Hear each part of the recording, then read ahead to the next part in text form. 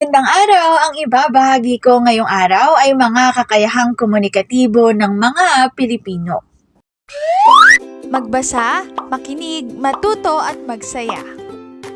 Ako si Binibining Menya. Handa na ba kayo? Tara na, umpisa na nating isa-isahin at pirapirasuhin ang mga detalyeng nakapaloob dito. Maaari kong ibigay ang soft copy ng video na ito, mag-email ka lamang o kaya naman ay mag-message sa aking Facebook page. Ilalagay ko ang aking email sa gitnang bahagi ng video at ang Facebook page naman ay sa huling bahagi matatagpuan. Maraming salamat sa panonood! Tulad ng binanggit ko kanina, ang ibabahagi ko ngayong araw ay mga kakayahang komunikatibo ng mga Pilipino. Kakayahang komunikatibo, ito ay kakayahan o abilidad ng isang tao na makipag-ugnayan o maghatid ng impormasyon sa tagatanggap nito na maging malinaw at may wastong impormasyon ayon sa nilalayon nito. Kapag sinabing kakayahang komunikatibo, ito ay abilidad o kakayahan ng isang tao na makipag-ugnayan o kaya naman ay maglahad ng mga impormasyon. Take note, hindi lang basta makipag-ugnayan at maglahad ng impormasyon, dapat yung ilalahad ay malinaw at ikalawa ay wasto. Halimbawa, ikaw yung sender. Bilang sender, dapat makapaglalahad ka ng kung ano man ang gusto mong sabihin ng malinaw at nauunawaan ng sinasabihan mo. Kung ikaw naman ang receiver, dapat yung sasabihin mo ay tugma sa tanong o sinabi ng sender. Ang kakayahang komunikatibo ay may 4 na kategorya. Kakayahang linguistiko, kakayahang sociolinguistic, kakayahang pragmatic, at ika-4, kakayahang discorsal. Pero ngayong araw, ang ibabahagi ko lamang sa inyo ay ang kakayahang linguistiko. Ang ibabahagi ko lamang sa inyo ngayong araw ay ang kakayahang linguistiko, struktural o gramatikal. Ano ang linguistiko? Ang linguistiko ay ang pag-aaral ng wika, kabilang dito ang istruktura at kabuuan ng isang wika. Tandaan, kapag sinabing linguistiko, ito ay pag-aaral ng wika. Ang linguistika ay makaagham na pag-aaral ng alinmang wika na sumasakop sa 4 na lawak sa pag-aaral ng wika. Ito ay ang ponolohiya, morpolohiya, syntaxis at semantika. Ponolohiya, ito ay pag-aaral sa mga tunog. Morpolohiya, pag-aaral sa pagbuo ng salita. Syntaxis, pag-aaral sa pagbuo ng pangungusap. At semantika, ito naman ay may kaugnayan sa kahulugan.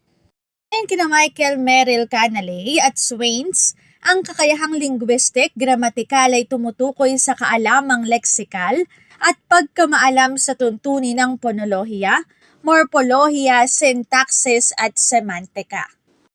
Leksikal, ang katuturan ng salita ay maaaring magbago ng kahulugan sa pamamagitan ng pagsasama-sama o pagdaragdag ng mga morpema na maaaring nasa anyong malaya at di malayang morpema.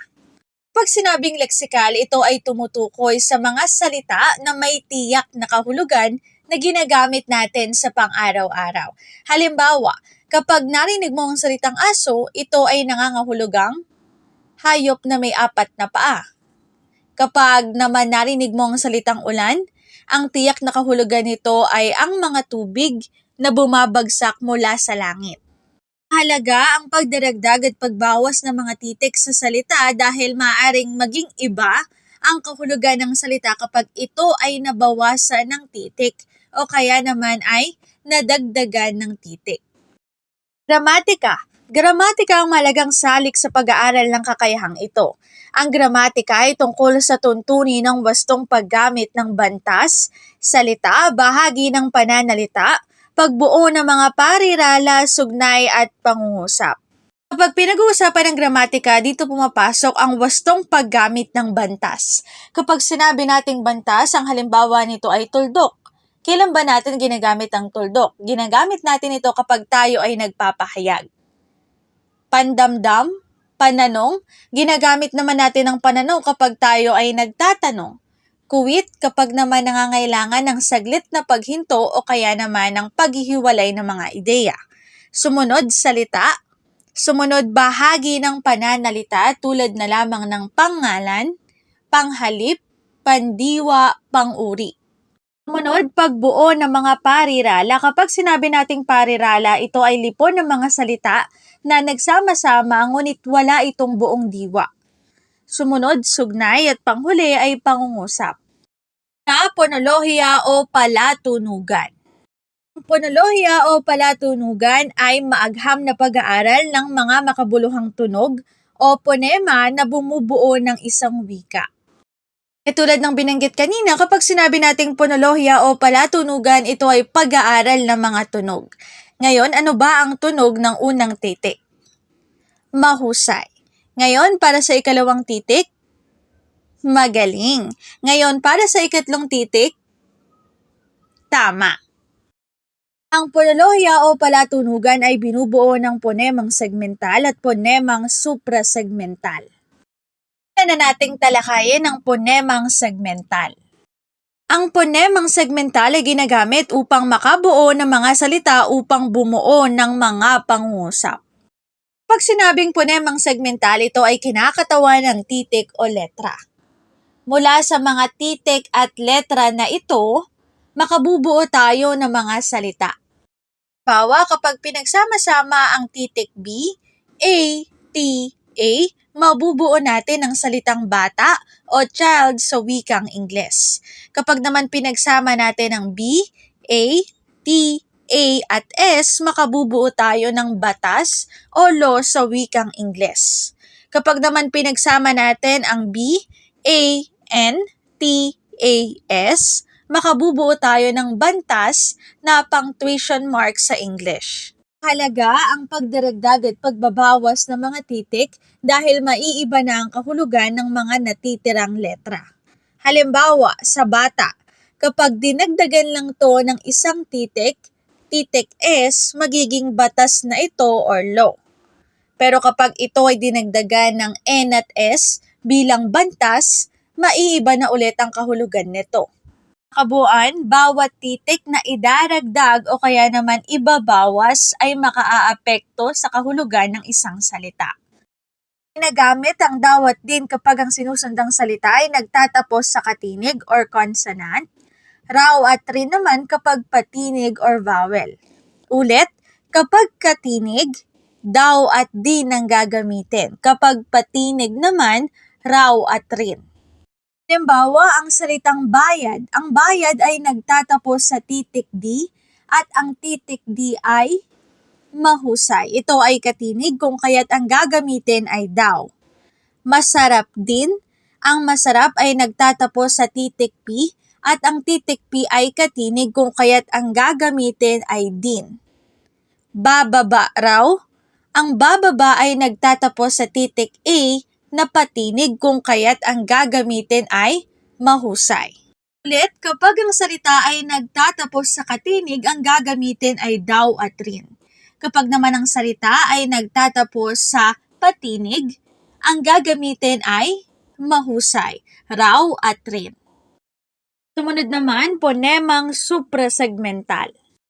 Ang ponemang suprasegmental ay pantulong sa ponemang segmental upang higit na maging mabisa ang paggamit ng 28 ponemang segmental sa pakikipagtalastasan at upang higit na maging malinaw ang kahulugan.